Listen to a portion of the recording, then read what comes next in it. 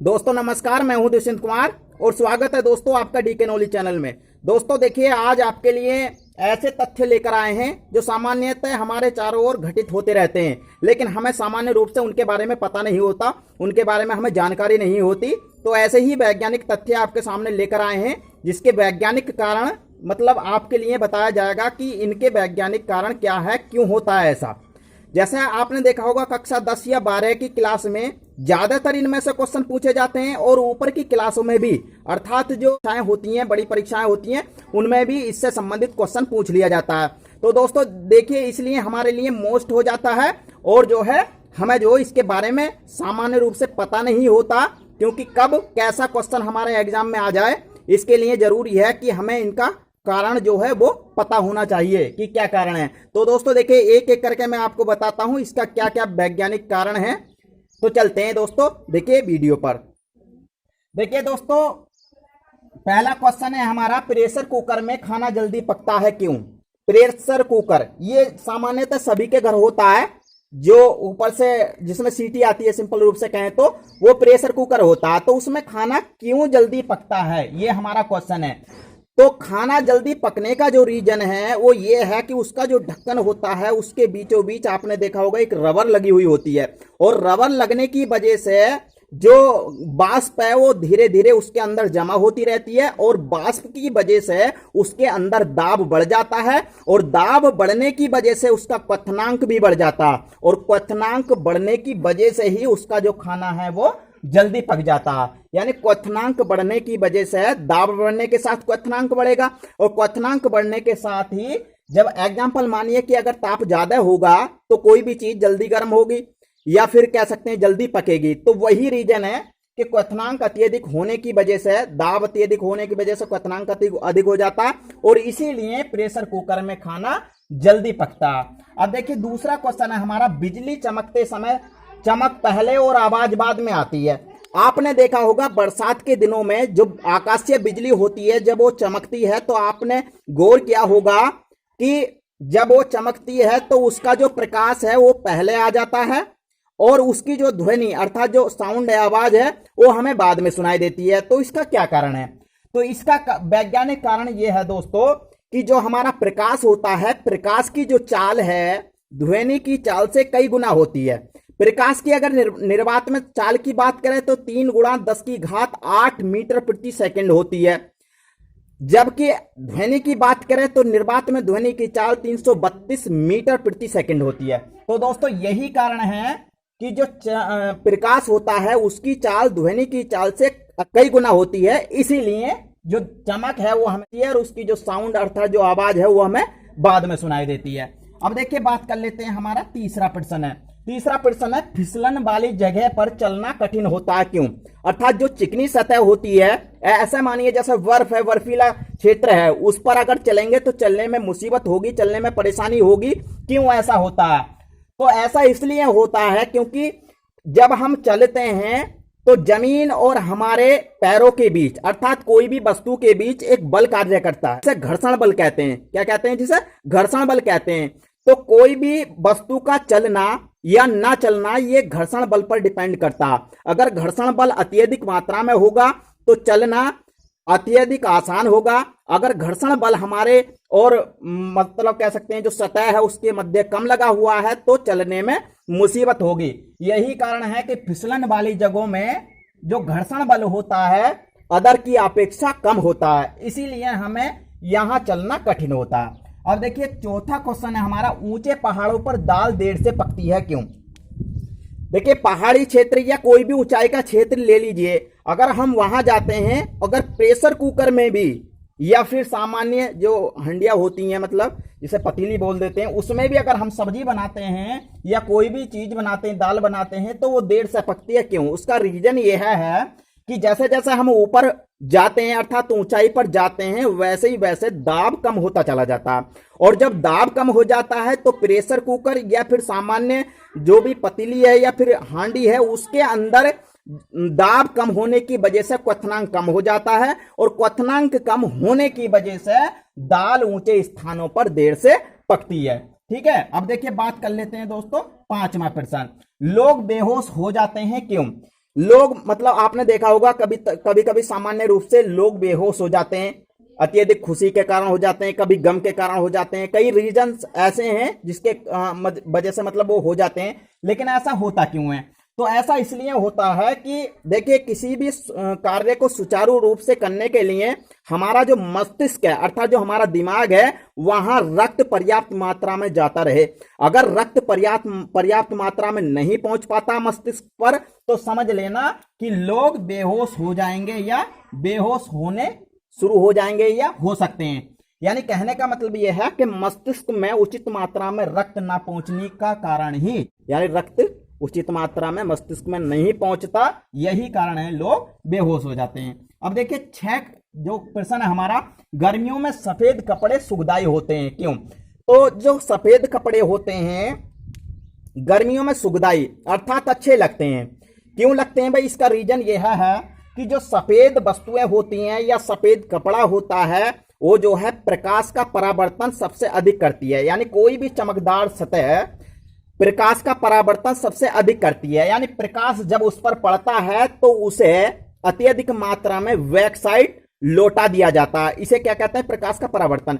तो यही कारण है कि सफेद कपड़े पहनने की वजह से हमें गर्मी कम लगती है और वो सुखदायी भी महसूस होते हैं, क्योंकि गर्मी कम पड़ेगी तो सुखदायी ऑटोमेटिक लगेंगे। तो इसलिए यानी इसका जो रीजन है वो ये है कि ये जो है अच्छे परावर्तक होते हैं। श्वेत वस्तुएं या फिर जो चमकदार सतह होती हैं वो प्रकाश के परावर्तन की अच्छी स्रोत होते हैं। इसीलिए हमें जो गर्मियों में सफेद कपड़े पसंद होते हैं या सुखदायी होते हैं। ठीक है, अब देखिए बात कर लेते हैं रात को पेड़ के नीचे नहीं सोना चाहिए क्यों? तो आपने देखा होगा कि पहले से कहावत चली आ रही है कि हमें पेड़ के नीचे नहीं सोना चाहिए। कुछ लोग ये कहते हैं कि पेड़ों पर भूत रहते हैं। तो इसका ये वैज्ञानिक कारण नहीं है। वैज्ञानिक कारण यह है कि रात को हमें पेड़ों के नीचे नहीं सोना चाहिए क्योंकि पेड़ रात को कार्बन डाइऑक्साइड गैस छोड़ते हैं और ऑक्सीजन लेते हैं। इसीलिए हमें पेड़ों के नीचे नहीं सोना चाहिए क्योंकि हमारे लिए कार्बन डाइऑक्साइड गैस हानिकारक है। दूसरा, कुछ पेड़ ऐसे भी हैं जो ऑक्सीजन ही देते हैं, जैसा कि आपने पीपल और बरगद के पेड़ के बारे में सुना होगा। तो ये पेड़ ऐसे हैं जो 24 घंटे ऑक्सीजन देते हैं, तो इनके नीचे हम सो सकते हैं। लेकिन सामान्य समाज में देखा होगा कि इन पेड़ों से तो काफी डरते हैं लोग। लेकिन चलो खैर, हम देखते हैं आगे। देखिए क्वेश्चन है हमारा 8वां, खान में मोमबत्ती जलाना खतरनाक होता क्यों? तो जो खान होती है अर्थात जहां से कोई पदार्थ निकाला जाता है, जैसे सोना चांदी या फिर कोई अन्य वस्तुएं निकाली जाती हैं, धातुएं निकाली जाती हैं, तो आपने देखा होगा कि वहां जो मोमबत्ती जलाना खतरनाक होता है क्यों? तो मोमबत्ती जलाना खतरनाक इसलिए होता है क्योंकि वहां ज्वलनशील गैसें निकलती हैं, जैसे मैथेन, एथिलीन इत्यादि गैसें निकलती हैं जो ज्वलनशील होती हैं, अर्थात जो वायु के संपर्क में आते ही जलने लगती हैं। और जब मोमबत्ती हम उसके अंदर ले जाएंगे तो मोमबत्ती जो मतलब उसकी ज्वाला है उससे कैच करके पूरी खान में आग लगने का खतरा हो जाएगा। इसलिए खान में मोमबत्ती जलाना खतरनाक होता है। अब देखिए बात कर लेते हैं हमारा 9वां, छिपकलियां दीवार से चिपकी रहती हैं क्यों? आपने देखा होगा गर्मियों के दिनों में ज्यादातर छिपकलियां आपको देखने को मिल जाएंगी, आपके घरों में वो दीवारों पे चिपकी हुई आपको देखने को मिल जाएंगी। तो ऐसा क्या है कि ये जो छिपकली होती है दीवार से चिपकी रहती है भाई? तो इसका रीजन ये है कि जो छिपकली के जो पैर होते हैं वो कप के समान होते हैं, जैसे कप होता है नहीं उस टाइप के होते हैं। अब जैसे एग्जांपल मानिए कि इस टाइप का पैर है कोई और इसे ऐसा चिपका दिया जाए तो इसके अंदर एक वायु मतलब निर्वात वाला क्षेत्र उत्पन्न हो जाता जो उसे हटने से रोकता। यही कारण है कि छिपकली दीवार पर चिपकी रहती है, क्योंकि उसके जो पैरों की बनावट है वो कप के आकार की होती है जिसके अंदर वायु भर जाती है और वायु भरने की वजह से मतलब वो चिपकी रहती है उससे। ठीक है, अब देखिए बात कर लेते हैं हमारा 10वां क्वेश्चन, ऊंट को रेगिस्तान का जहाज कहा जाता है क्यों? देखिए ऊंट को रेगिस्तान का जहाज क्यों कहा जाता है? रेगिस्तान से मतलब है रेतीला स्थान, अर्थात देखिए ऊंट को रेगिस्तान का जहाज इसलिए कहा जाता है क्योंकि ऊंट रेगिस्तान में अत्यधिक तीव्र गति से दौड़ता है। उसके क्या रीजन है? उसके कई सारे रीजन है। एक तो उसके पैरों का गद्दीदार होना, दूसरा क्या है कि वो मतलब कई दिन तक बिना पानी पिए भी रह सकता है। तो इसी कारण ऊंट को जो रेगिस्तान का जहाज कहा जाता है। अब देखिए बात कर लेते हैं हमारा थर्मामीटर में पारे का उपयोग क्यों किया जाता है? तो आपने देखा होगा कि जो थर्मामीटर होता है जिससे हम टेम्परेचर मापते हैं, तो उसमें आपने देखा होगा उसमें पारे का उपयोग किया जाता है। तो पारे का उपयोग क्यों किया जाता है? देखिए, पारे का उपयोग इसलिए किया जाता है, उसके कई कारण हैं। एक तो रीजन ये है कि पारा एक चमकदार धातु होती है, और दूसरी बात वो द्रव अवस्था में पाई जाती है। तीसरी बात, वो किसी भी सतह से चिपकती नहीं, यानी बिल्कुल साफ होके चलता। और चौथा रीजन उसका यह है कि उस पर जो पारा होता है उस पर ताप और दाब का भी प्रभाव नगण्य होता है या बिल्कुल नहीं पड़ता। तो यही कारण है कि थर्मामीटर में पारे का उपयोग किया जाता है, और चमकदार होने की वजह से इसका जो ग्राफ है उसे हम अच्छी तरह से पढ़ सकते हैं। अब देखिए, बात कर लेते हैं हमारा जो 12वां है, पीले फास्फोरस को जल में रखते हैं क्यों? तो जो पीला फास्फोरस होता है उसे जल के अंदर ही रखते हैं, ऐसा क्यों? तो पीले फास्फोरस को जल के अंदर इसलिए रखते हैं क्योंकि अगर हम जल के अंदर उसे रखें नहीं तो वायु से क्रिया करके वो जलने लगता है। अगर उसे मतलब जल में हम नहीं रखते, बाहर निकाल दिया जाए तो वायु से क्रिया करके जलने लगता है। इसी कारण हम जो है पीले फास्फोरस को जल में रखते हैं। ठीक है, अब देखिए बात कर लेते हैं हमारा नेक्स्ट क्वेश्चन, रेल की पटरियों के बीच रिक्त स्थान छोड़ देते हैं क्यों? तो आपने देखा होगा जो रेल लाइनें होती हैं तो उनके बीच में आप ध्यान से देखोगे जहां ज्वाइंट होता है तो वहां कुछ स्थान छोड़ दिया जाता है। तो यह रीजन क्या है? इसका रीजन यह है कि देखिए, सामान्यतः जो धातु होती हैं ताप के कारण फैलती हैं, अर्थात उनमें प्रसार होता है। गर्मियों में जब रेलगाड़ी इन पर चलती है तो उसमें प्रसार हो जाता है, और प्रसार होने की वजह से कोई भी भविष्य में कोई समस्या ना हो इसके लिए ही रिक्त स्थान छोड़ दिया जाता है। अगर प्रसार होगा तो जो खाली गैप है वो भर जाएगा, अगर नहीं छोड़ते तो फिर मुड़ने का खतरा रह सकता है, जिससे भविष्य में दुर्घटनाएं हो सकती हो। यही रीजन है कि रेल पटरियों के बीच में जो रिक्त स्थान छोड़ देते हैं। अब देखिए, बात कर लेते हैं हमारा नेक्स्ट क्वेश्चन। नेक्स्ट है 14वां, जल की अपेक्षा वाष्प से जलने से ज्यादा कष्ट होता है क्यों? देखिए, आपने देखा होगा अगर गर्म जल है तो उससे, अगर मान लो दोनों से हम जलते हैं, गर्म जल या वाष्प अर्थात भाप से, तो आपने देखा होगा कि जल की अपेक्षा वाष्प से जब हम जलते हैं तो उससे ज्यादा कष्ट होता है। ऐसा क्यों होता? तो ऐसा इसलिए होता है क्योंकि जल की अपेक्षा जो वाष्प होती है उसकी गुप्त ऊष्मा ज्यादा होती है।